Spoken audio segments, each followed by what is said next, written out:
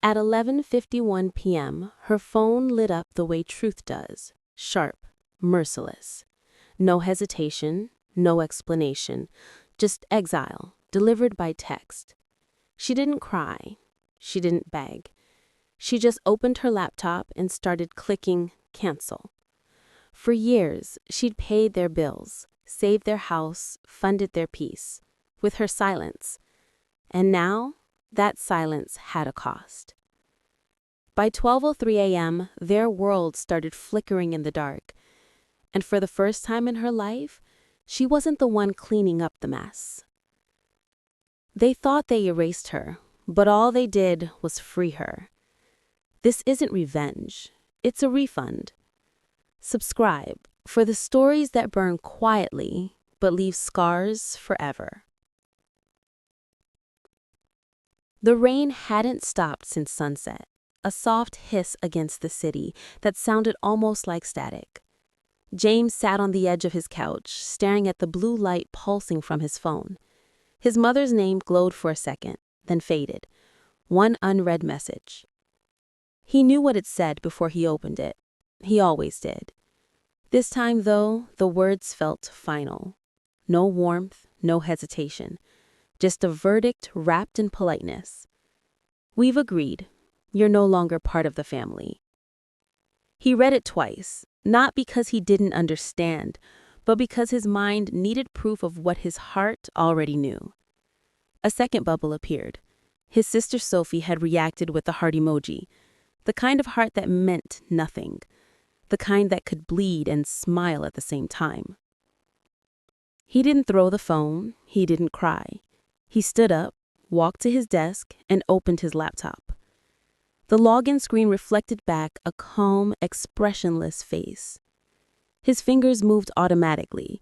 Bank logins, insurance portals, tuition accounts. Cancel, cancel, cancel. Each click was quieter than the last, but heavier. Somewhere between midnight and 1, the silence in the room became so thick it felt live. He leaned back, staring at the ceiling. Years of automatic payments replayed in his head. The mortgage when his parents were behind, the car insurance Sophie had forgotten to renew, the endless phone calls that started with just this once. Every memory smelled like guilt. He could hear his mother's voice even now, sweetened with control. Family helps family, Jamie. You're the responsible one. He walked to the kitchen, poured himself a glass of water, and watched the city lights ripple across the surface. He had built his life on their emergencies, one invoice at a time. It was strange how relief felt so much like grief. When he finally slept, it was the first time in months his phone didn't buzz with another favor. By morning, sunlight spilled through the blinds like it had something to prove. James woke to a quiet apartment. No buzzing phone, no unread messages stacked like unpaid debts. The silence felt strange, like a guest that didn't know whether to stay or leave. He made coffee, black and bitter, and opened his laptop. The cancellation confirmations were lined up in his inbox like small tombstones. His heart didn't ache. It hummed. At 9:17 a.m., the first call came. Mom, then Dad, then Sophie. He let each one ring out, the sound blending into a strange, hollow rhythm. He knew exactly what they'd say. Confusion first, then guilt, then the slow shift to anger. It was the family cycle, predictable as rent. An email arrived 10 minutes later. From Mom. Subject: What have you done? Message: You've created a mess. Call us immediately. Not a word about what she'd said the night before. No mention of the exile, just a demand for damage control. He stared at the screen until the cursor stopped blinking. Then he deleted it. Outside, the city was waking up. Sirens in the distance, heels clicking on wet pavement, lives moving forward. He hadn't realized until now how much of his life had been spent pausing for others. Around noon, He stepped out for the first time in days. The air smelled of rain and exhaust. He walked past a row of cafes, each window glowing with other people's mornings. A couple laughed over pancakes. A child pressed his nose to the glass, smearing fog into hearts. For the first time, James didn't feel like he was missing out. He felt free. At the corner, his phone buzzed again. Sophie this time. The text was long, longer than he'd expected from her. "You're overreacting. Mom didn't mean it that way. Can we just talk?" He read it once, twice. Not a single word of apology, just control wrapped in concern. He typed one word, "No." Then he erased it and closed his messages. The truest answer was silence. When he returned home, he opened his spreadsheet. The numbers looked cleaner now, more deliberate. Each entry told a story. March 12, tuition payment, $18,000. April 7th, mortgage cover, $2,200. May 30, car repair, $1,050.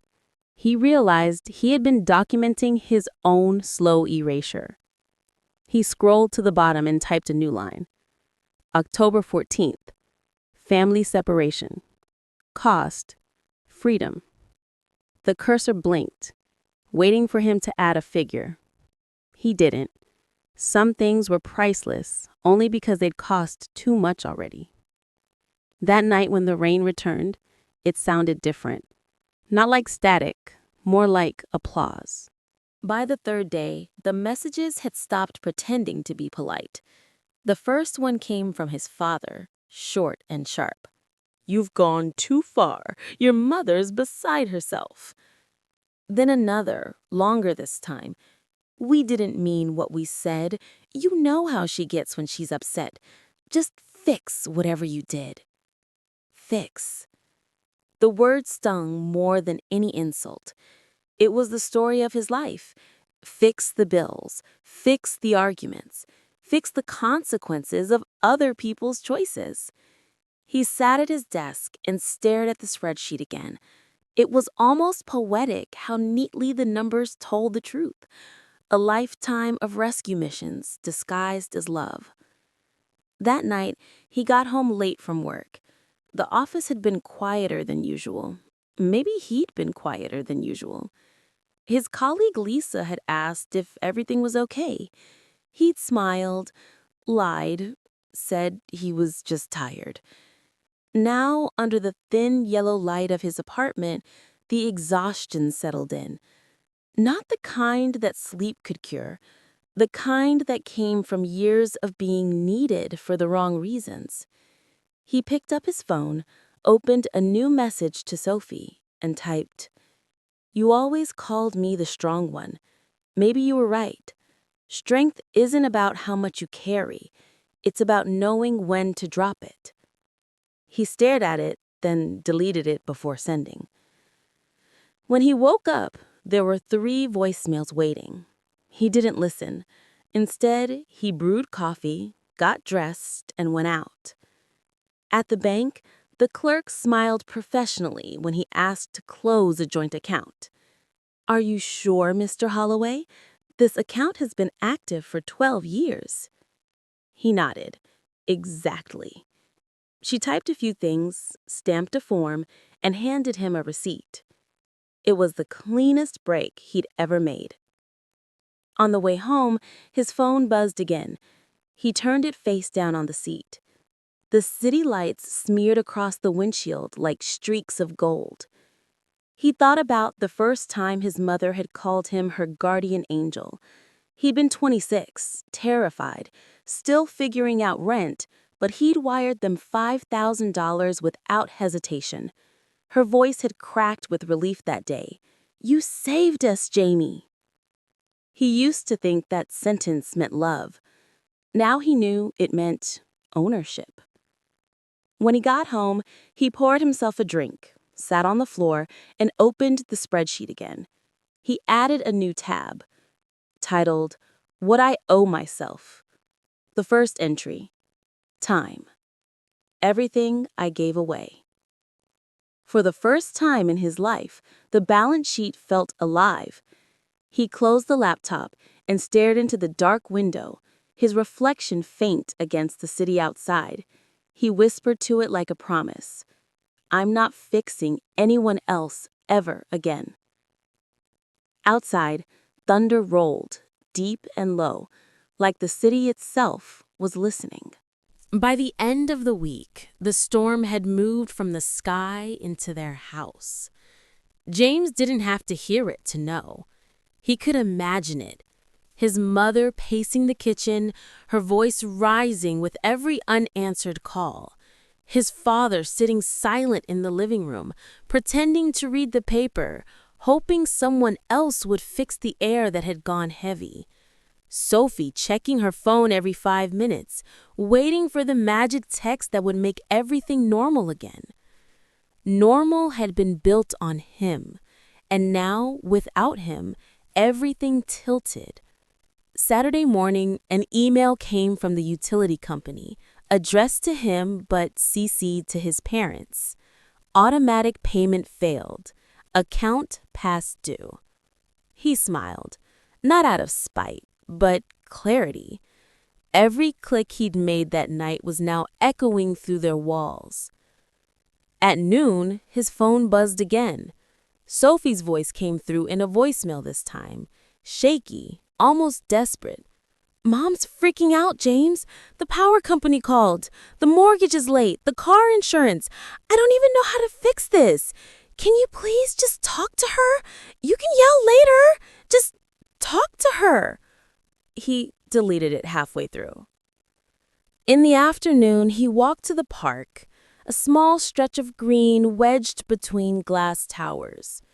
People jogged, dogs barked, a kid fed pigeons with a seriousness that made him smile. The world kept turning. His absence hadn't ended anything except the illusion.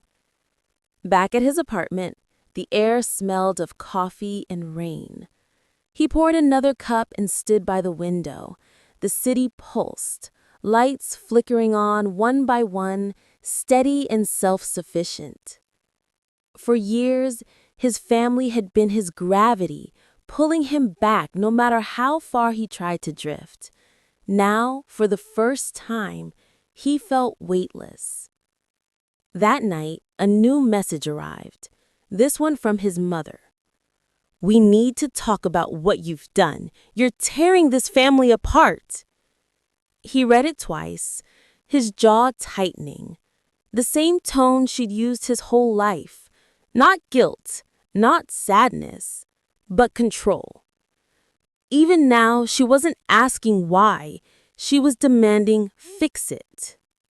He opened a reply window, typed, "You're confusing destruction with accountability," then closed it without sending. He turned off the lights and let the glow of the city spill across his walls. Somewhere deep in that quiet, he realized something terrifying. He wasn't angry anymore. Anger had been the chain. Now there was only space. When sleep finally came, it wasn't restless, it was clean. The next morning, the world woke up a little lighter. 3 days passed before anyone said the word sorry. But it wasn't really an apology, just an invitation back into the same cage.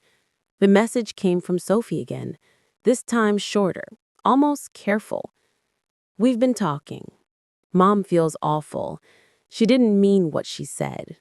Can we have dinner? Just us, no drama. James read it while standing in line for coffee. The woman in front of him ordered 2 lattes and laughed at something on her phone. He stared at the text, thumb hovering over reply, and felt the old pull, a quiet, familiar gravity tugging at his chest. Dinner, the illusion of peace, a few hours of pretending. He locked his screen, paid for his coffee, and walked out into the cold. That night, he couldn't focus. His apartment, usually his sanctuary, felt like it was watching him. The spreadsheets, the receipts, the tidy folders, all the order he'd built for protection now looked like evidence of isolation. He turned on the TV for noise, but the silence underneath was louder. By midnight, he gave in. Not fully, just curiosity disguised as closure. He texted Sophie, when and where. Her reply was instant. Sunday, 7 p.m., Mom's place. She's making roast chicken. Like old times. The words old times twisted something deep in his stomach. Sunday came too soon. The drive felt shorter than it should have. Every turn brought back memories of errands, repairs, rescues, his entire adulthood mapped onto these streets. The house looked the same, but smaller, like it had aged without him. His mother opened the door before he knocked. Her smile was a mask, too bright, too polished. "Jamie, you look tired. Are you eating enough?" He nodded. "I'm fine." Inside, the table was set, candles flickering. Sophie tried too hard to sound casual. His father sat at the end of the table, eyes darting between them like a referee afraid of the game. Dinner began in silence.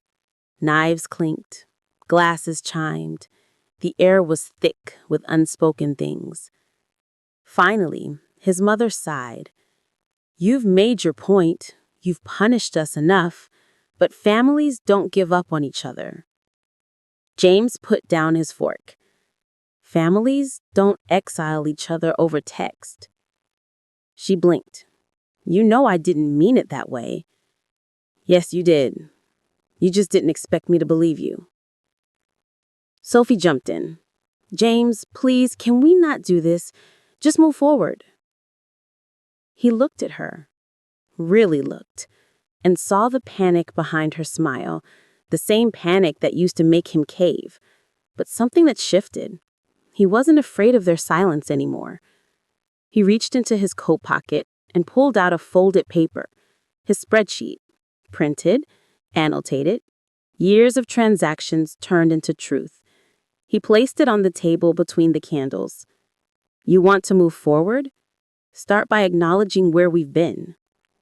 His father frowned, confused. "What is this?" "Everything I've paid for. Everything you've taken for granted." His mother's voice sharpened. "This is unnecessary." "No, it's overdue." For a moment, no one moved. The only sound was the clock ticking on the wall. Then his father pushed his chair back. "I think we're done here." James stood too, calm, steady. "We are."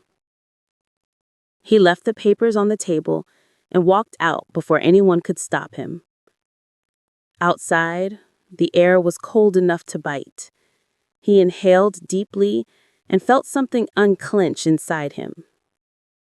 Behind him, the house was glowing softly, its windows reflecting a family that no longer owned him. By the time the morning light began to seep through the blinds, Emily's apartment looked like a war room.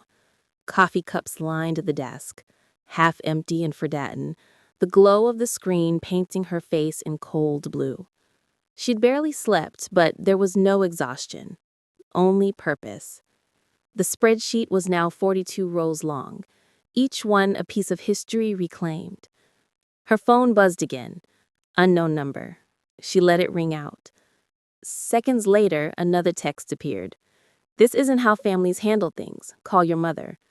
No name, but she knew the tone. Her aunt. The family messenger.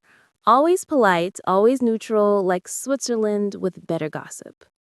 She stared at the screen, then typed a single reply. "Families don't vote people out." Then she blocked the number. Her stomach growled, reminding her she hadn't eaten since the night before. She wandered into the kitchen, the silence following her like a shadow.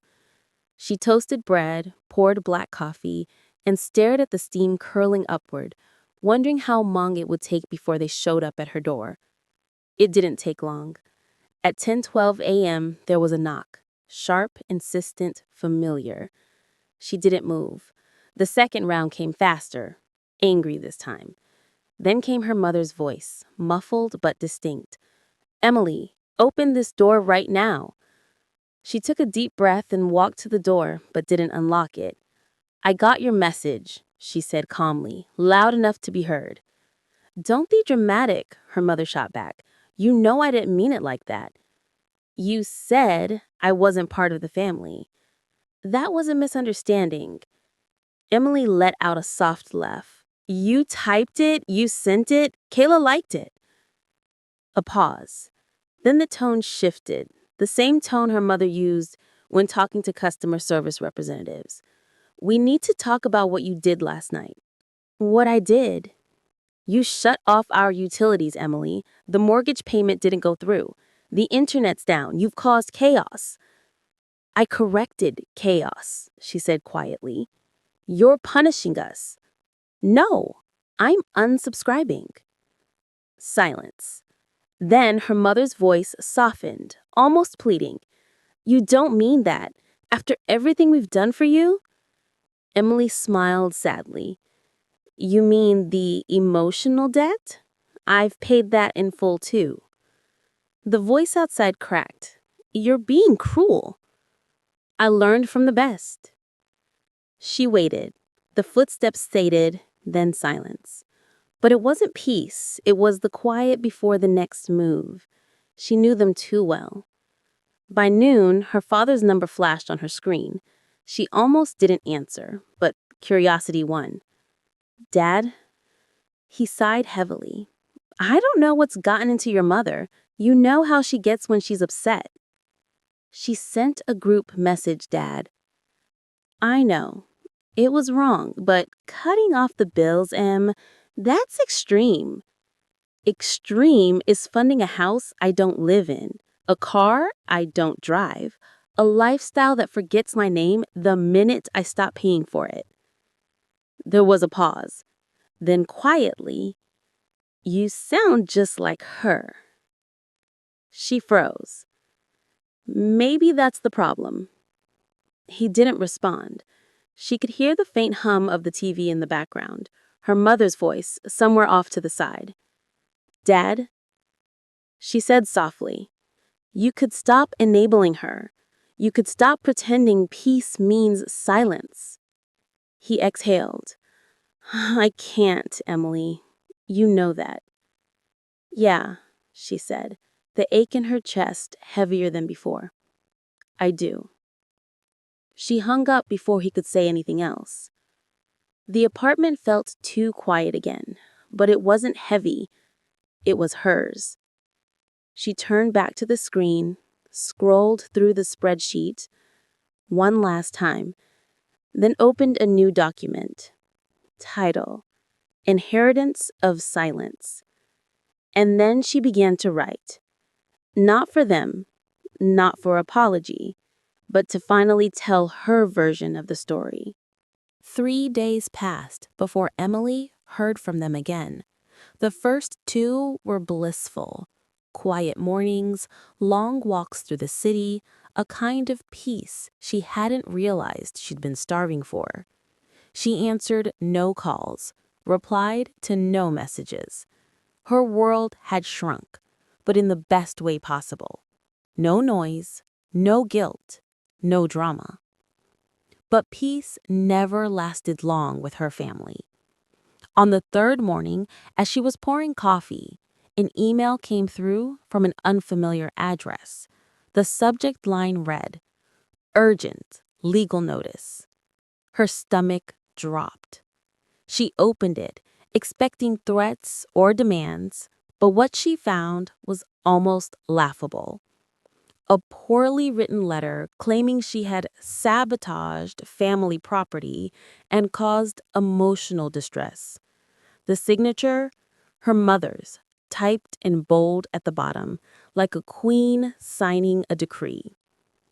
She stared at it for a long moment, then took a deep breath and started typing a reply. Calm measured, devastatingly polite. Dear Mom, thank you for your letter. Please forward this to your legal representative. I will be happy to share full financial records of every payment I've made in your name since 2017, including proof of ownership transfers and tax receipts. I assume discovery will work both ways. Love, Emily. She hit send, finished her coffee, and smiled for the first time that week. At noon, her sister Kayla called. No voicemail this time, just a FaceTime request. Emily let it ring, then picked up on the fifth try. Kayla appeared on screen, disheveled and angry, her perfect image cracking at the edges. What the hell are you doing, Em? I'm working, Emily said evenly.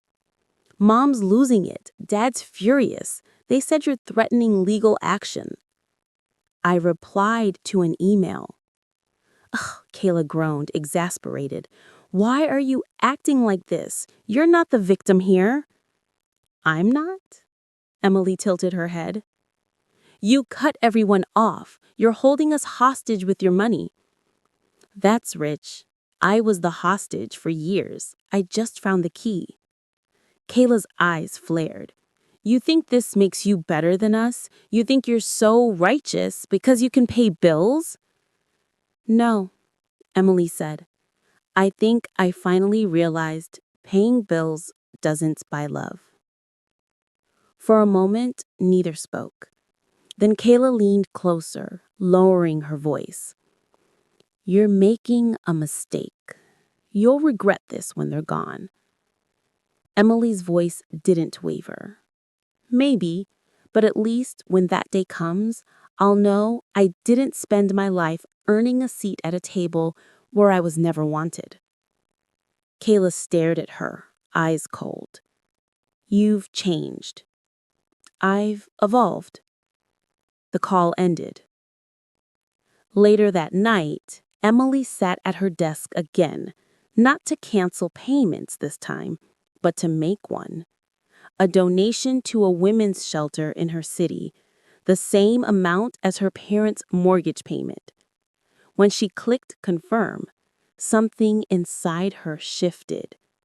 The same money that once chained her to obligation now bought freedom, for someone else and for her. The next morning, her lawyer friend Jenna called. So, your mom sent me the most dramatic cease and desist I've ever seen. Emily laughed. She's efficient when she's mad. She's also bluffing, Jenna said. You're in the clear, legally. But are you ready for what comes next? I think so, Emily said quietly. For once, I'm not reacting. I'm choosing. Jenna paused.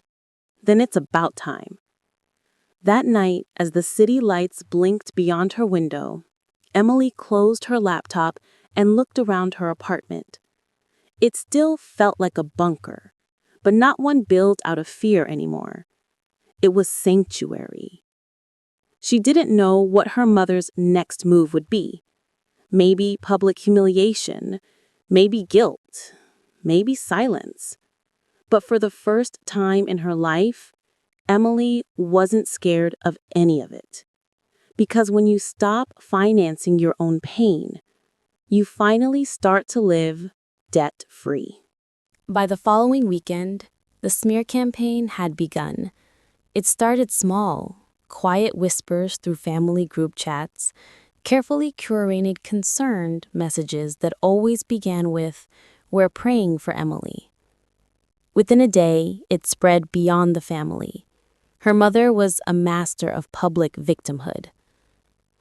At brunch, one of Emily's coworkers showed her a Facebook post, a long, teary paragraph about a daughter who turned her back on her parents after all they'd done for her.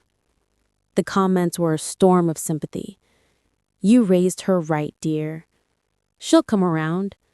Kids these days have no gratitude. Emily read it all without flinching. Every word was a performance. She'd seen her mother cry like that before, always when the audience was watching.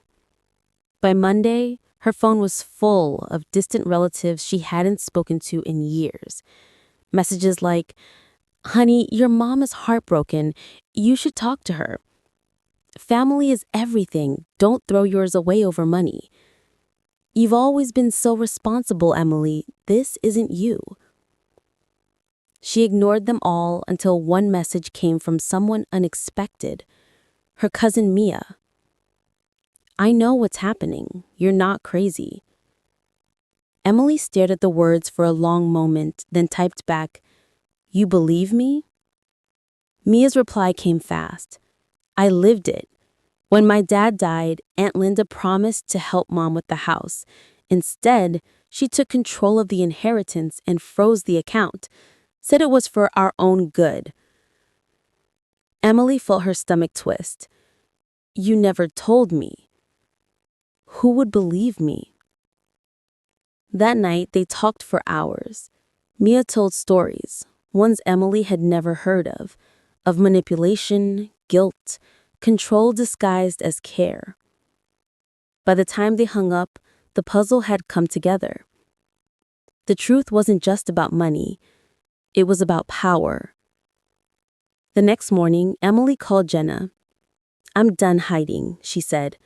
"I'm going to tell the truth." Jenna hesitated. "Publicly?" "Yes." She used social media to paint herself as the victim. "I'll use it to tell the story she's been hiding for years." That afternoon, Emily sat in front of her laptop. She didn't write an essay or rant. Instead, she posted screenshots, proof, payments, receipts, dates, calm captions, no insults, no rage, just facts. Within hours, the post exploded. People shared it, commented on it. The tone shifted. Sympathy began to fade. Even family members who had parroted her mother's story went silent. By midnight, she received a text from Kayla. "You didn't have to humiliate her like that." She replied, "She's been humiliating me for years. I just turned on the light." Then another text came from her father. "You've gone too far. She's not well." Emily's hands shook, not from guilt, but from the weight of years collapsing all at once. She typed back slowly, "She's never been well. You just got used to calling it love." For the first time, he didn't respond. Days later, the silence spread like wildfire. No one called, no one wrote, but the quiet wasn't punishment anymore. It was freedom. She started therapy, something she'd put off for years because there was always a family crisis. When her therapist asked her what she wanted most out of life, she didn't hesitate. "I want to stop apologizing for surviving." Weeks passed. She found herself laughing again, cooking meals just for herself, reading books without checking her phone every 5 minutes. The absence of chaos felt strange, but beautiful. Then one night, a package arrived. No name, no note. Just a small box with the return address she knew by heart. Her parents' house. Inside was a single photograph. Emily at age 6, sitting at the dinner table, smiling up at her mother. On the back, in her mother's handwriting, "You'll always be my daughter, no matter how far you run."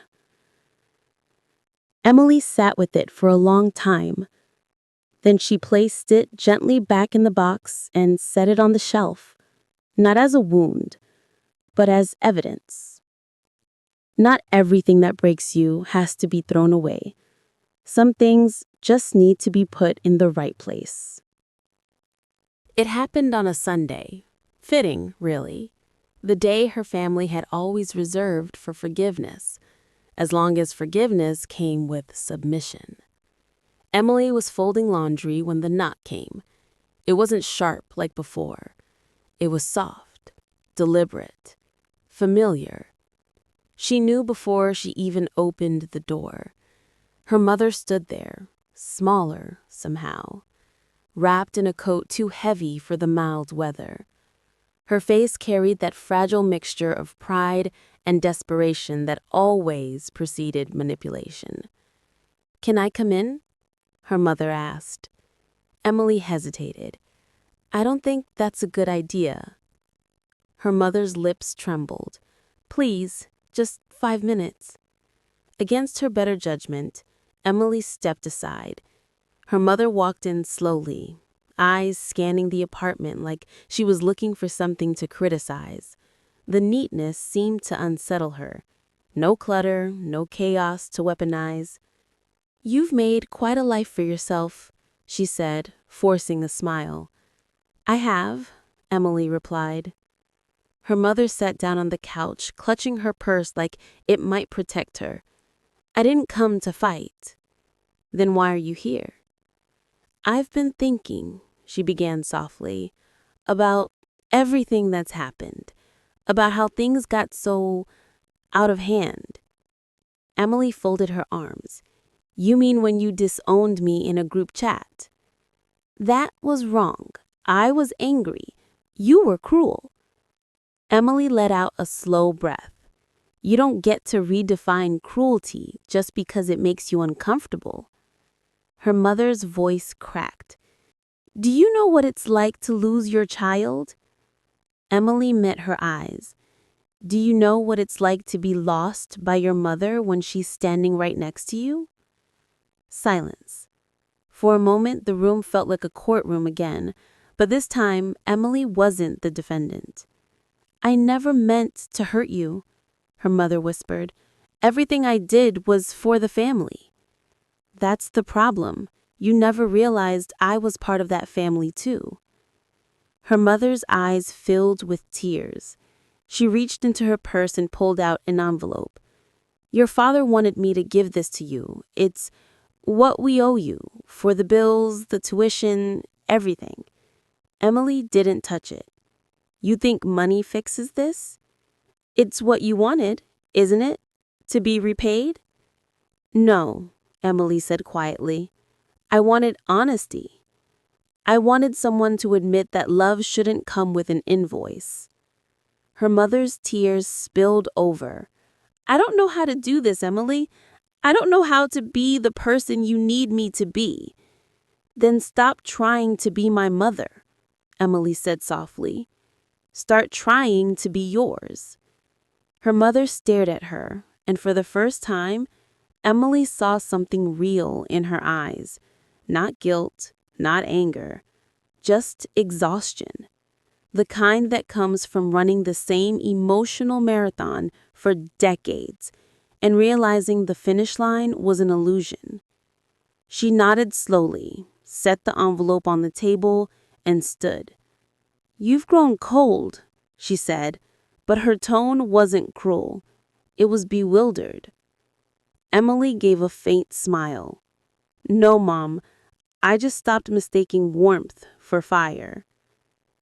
Her mother left without another word. The door clicked shut, and for a long time, Emily stood there, her breath shaky but steady. She didn't open the envelope. She didn't need to. She slid it into the drawer with the old photograph, not as evidence anymore, but as closure.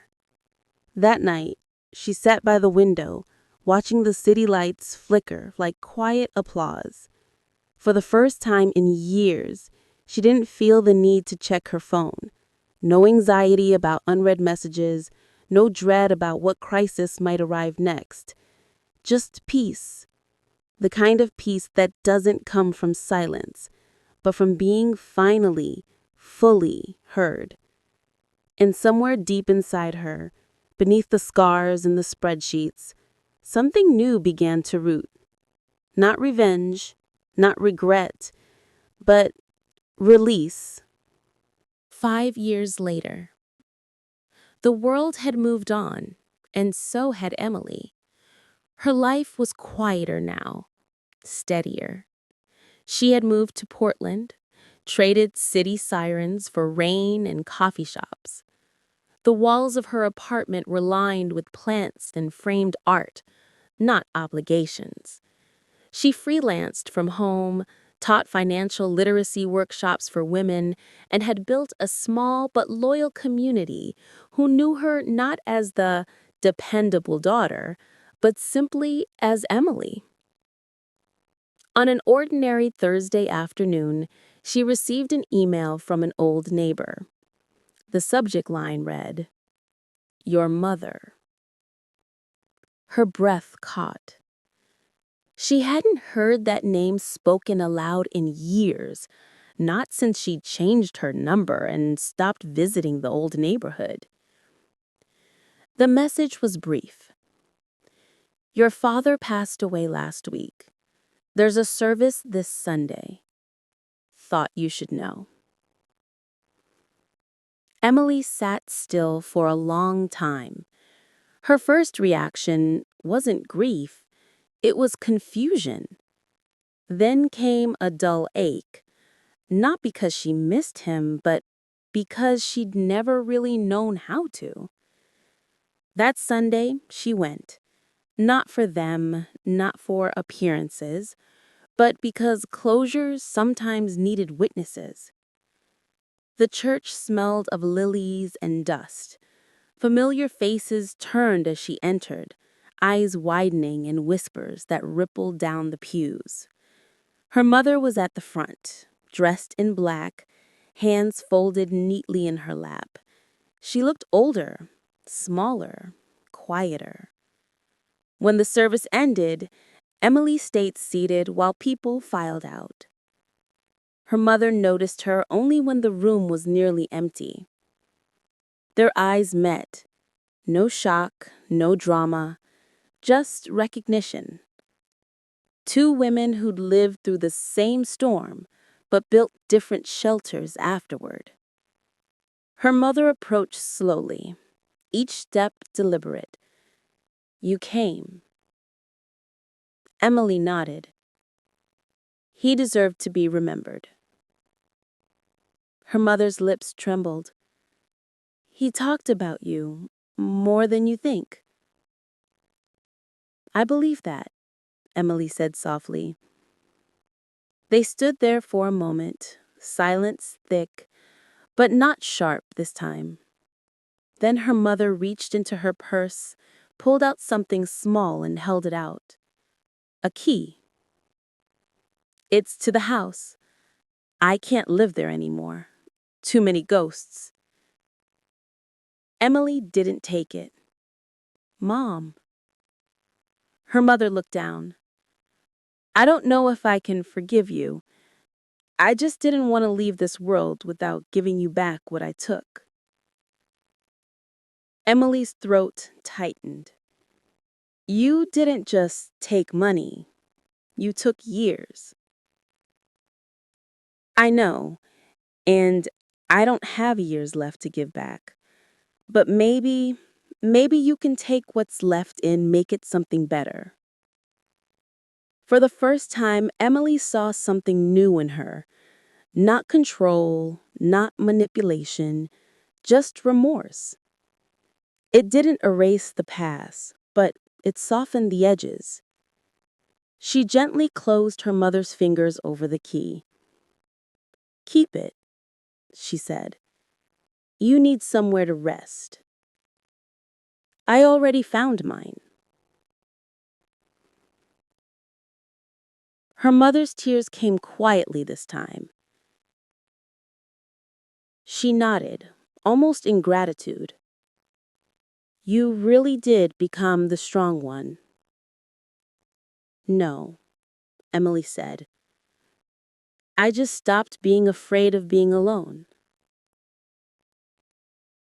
When she left the church, the rain had started. Soft, cleansing. She walked through it without rushing, letting it wash the dust of years off her shoulders. At home, she brewed tea and sat by the window, the city lights glimmering in the wet streets below. She thought about the little girl who once paid bills just to earn a seat at the table. That girl didn't exist anymore.